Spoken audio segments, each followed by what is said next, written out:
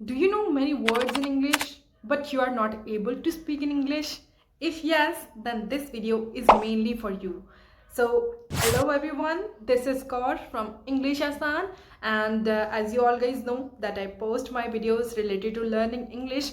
Even I have learned a lot. That is why I just want to share all the sources from which I am learning. So that is why I am posting my videos on my daily basis. But there is a one thing that I just want to tell to all of you, that is I am also a learner like all of you. So if I will make any kind of mistake while speaking in English or while making video, so please let me know in the comments. I will try to correct my mistakes. Okay, I will definitely try to correct my mistakes in my next videos. So let's jump on to our main topic without squandering our single minute of time. So today we will talk about why we understand English but we are not able to speak in English. So for example guys, आपके घर में एक fridge है, वो भी मतलब आपकी need के अकॉर्डिंग उतनी ही बड़ी है, ठीक है. So for example there are many things in that fridge. उस फ्रिज में बहुत सारी चीज़ें हैं, बट लाइक बहुत सारे इंग्रेडिएंट्स हैं, बहुत सारी मतलब सॉसेस भी हैं जिनको आप खा सकते हो या फिर ब्रेड पर लगा कर भी खा सकते हो, ठीक है. But you don't no where to use those ingredients and how to use those ingredients. You have many ingredients, आपके पास बहुत सारे ingredients हैं, but उन ingredients का आपको right use नहीं पता कि उनको कहाँ use करना है. यही आपके mind के साथ होता है. For example, आपका mind है, सो आपका माइंड भी एक फ्रिज की एग्जाम्पल है. वो कैसे? आपका माइंड में बहुत सारे वर्ड्स हैं, but you don't know how to use them और what's the right use of those words. For example, you are trying to make sentences in English, but you don't know how to use sentences in the right way. Okay, how to use words in a right way or where to use that word in a right way. मतलब आपके पास words हैं, आपके पास थोड़ी grammar भी है, आपको rules भी पता है कुछ कुछ ग्रामर के, but what's the problem here? You have all of these things, but what's the problem? You don't know how to use this. मतलब आपको इनका राइट यूज नहीं पता. आप डरते हो कि अगर आपने कुछ गलत सेंटेंस बोल दिया या गलत सेंटेंस बना दिया तो लोग आप पर हंसेंगे. But it's okay if they are laughing at you. You are trying to correct your mistake, oh sorry, you are trying to improve yourself, you are trying to escalate your English. That's enough. Okay, now how can you tackle this problem? Okay, let's move on to our solution of this problem. So अब आपको पता तो चल गया कि इस ये problem होती क्यों है और हमारे माइंड में क्या होता है. हमारे माइंड में वर्ड्स होते हैं, we have lot of words in our mind and we also know how to use them, but when it's time to speak our tongue refuses to speak those words or speak those sentences or make those sentences because हमारा mind हमें signal देने शुरू कर देता है कि you are in a danger, you cannot speak in English. If you will speak something in a wrong way, people will laugh at you, even your family members will laugh at you. So that is why we like हम डर जाते हैं, we feel afraid. Okay, so that is why हमारा जो confidence है वो यहाँ से यहाँ आ जाता है. ओके, और उसी चीज़ का कारण बनता है हमारा इंग्लिश ना बोलना. सॉरी, वही चीज़ कारण बनती है हमारा इंग्लिश ना बोलना. Sorry, my Hindi is not good. Actually, my mother tongue is Punjabi, so that's why I don't know how to speak in Hindi in a well way. So please ignore this problem, but I will try to correct my Hindi as well. So let's continue with our topic. Now let me give you one second example. That is a gym. For example, we have joined a gym. Okay, we have joined a gym and we are going to gym on a daily basis. But what happened there?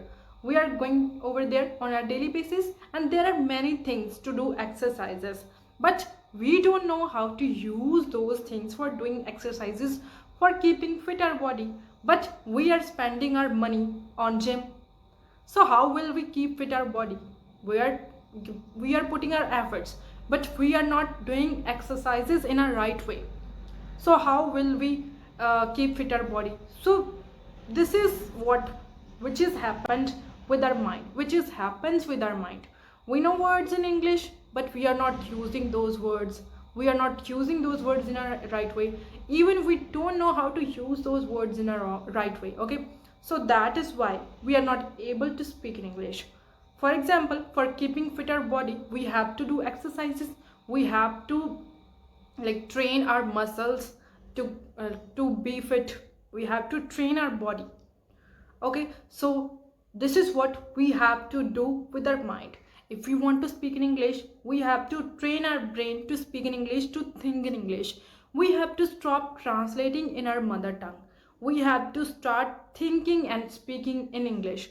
If we are really eager to learn English, if you are dedicated to learning. Now let's talk about little bit vocabulary. अब थोड़ा सा vocabulary के बारे में बात करते हैं, क्योंकि वोकेबलरी भी तो ज़रूरी है इंग्लिश को बोलने के लिए.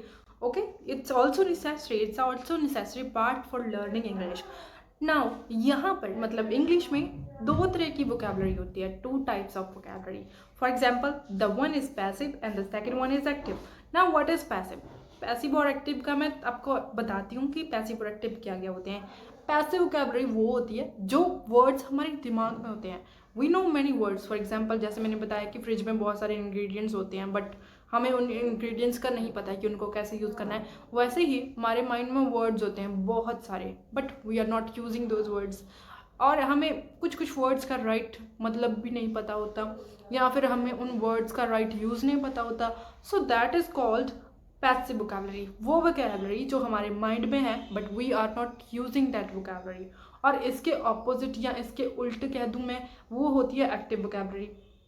फॉर एग्जाम्पल, हमारे माइंड में वोकैबुलरी है और हम उस वोकैबुलरी को सेंटेंसेस में यूज़ कर रहे हैं. We are making sentences by using that vocabulary words और दोज वोकैबुलरी वर्ड्स. सो उन वोकैबुलरी वर्ड्स के चलते या उन वोकैबुलरी वर्ड्स का यूज़ करते हुए हम सेंटेंसेस बना लेते हैं. सो that is called active vocabulary. समझ आया? पैसिव वोकैबुलरी वो वर्ड्स होते हैं जिनका हम नहीं यूज़ कर रहे, जो सिर्फ हमारे माइंड में है, एक तरह से मतलब फ्रीज हो चुके हैं, जम चुके हैं, बट हम उनको यूज़ नहीं कर रहे हैं. और दूसरी साइड पर एक्टिव वो होते हैं जिनको हम डेली बेसिस पे यूज़ कर रहे हैं, सेंटेंसेस बना रहे हैं. जैसे कि फॉर एग्जांपल एक वर्ड है ब्यूटीफुल, हम उसको कितना यूज़ करते हैं. किसी को कहना हो कि ये कितनी ज़्यादा सुंदर है तो हम उस टाइम पर कहते हैं she is so beautiful. Okay, तो ये वर्ड्स होते हैं जो हमारे माइंड में एक्टिव होते हैं. ओके, जैसे कि कॉमन वर्ड हो गया. कॉमन वर्ड भी हम बहुत ज़्यादा यूज़ करते हैं क्योंकि ये माइंड हम ये वर्ड हमने बहुत बार सुना भी है और हम इसको यूज़ भी कर सकते हैं. अभी एक मेन सॉल्यूशन है इन सब चीज़ों का.